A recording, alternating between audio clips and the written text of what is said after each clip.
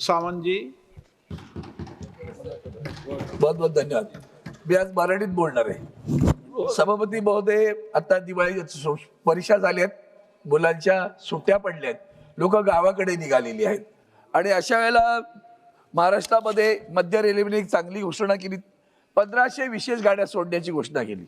त्यातल्या 450 गाड्या बिहारला आणि 332 गाड्या युपीला आणि कोकणाला फक्त 36 गाड्या सोडल्या. त्यामुळे जो हा भेदभाव केला गेलाय त्याच्यामुळे लोकांमध्ये प्रतिशत राग आहे. आता मराठी एक तर मला अलीकडेच हिंदी सक्तीची केली त्यावरून सुद्धा राग आलेला.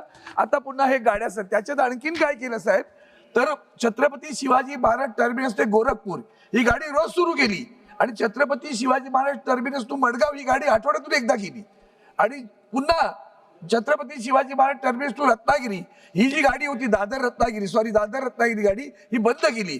त्यामुळे मुंबईमध्ये आणि महाराष्ट्रामध्ये प्रचंड असंतोष आहे. कोकणी माणसांमध्ये खास करून असंतोष आहे. मराठी भाषिकांवर आजचा जो भेदभाव केला जातोय, जसं असं वाटतं की मध्य रेल्वे म्हणजे उत्तर भारतीय रेल्वे की काय, ती मध्य रेल्वे वाटत नाही आणि म्हणून मध्य रेल्वेकडनं यासाठी मी आज माननीय मंत्र्यांना सुद्धा भेटलेलो आहे.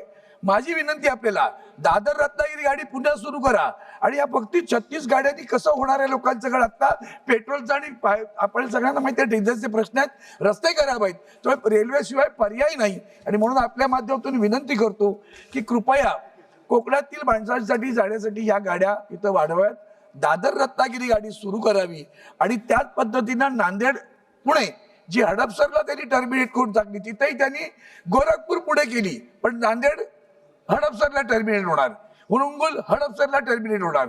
या ज्या गोष्टी होत्या त्याच्यातनं मराठी माणसांमध्ये भेदभाव निर्माण केला जातोय का, मराठी माणसांना दाबलं जातंय का, मराठी भाषिकांना गाड्या दिल्या जात नाहीत का, ज्यांनी या कोकण रेल्वेसाठी आंदोलन केलं प्रचंड त्यांना न्याय मिळत नाही अशी प्रतिक्रिया. त्यातून आपल्याला एक विनंती आहे की यामध्ये रेल्वे मंत्र्यांनी लक्ष घालून ताबडतोब गाड्या सुरू करून या आता बदलत्या परिस्थितीमध्ये दिलासा द्यावा ही आपल्या माध्यमातर्फे विनंती. धन्यवाद सभापती महोदय.